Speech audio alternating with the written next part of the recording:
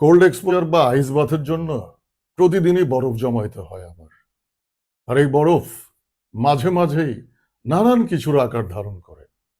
কয়েকদিন আগে একটা হাতুড়ির আকার ধারণ করছিল, আজকে দেখলাম একটা প্লেটের আকার ধারণ করছে, বোল বা প্লেট। এরকম নানান কিছুর আকার ধারণ করতে করতে একদিন তোমার আকার ধারণ করে বসবে। আর তখন আমি আমার অসুরা গলা আর ভুল ভাল উর্দুতে গায়ে উঠবো, मैंने बर्फ से बा मैंने बर्फ से मैंने बर्फ से जिनको बनाया सनम वो खुदा हो गए देखते देखते।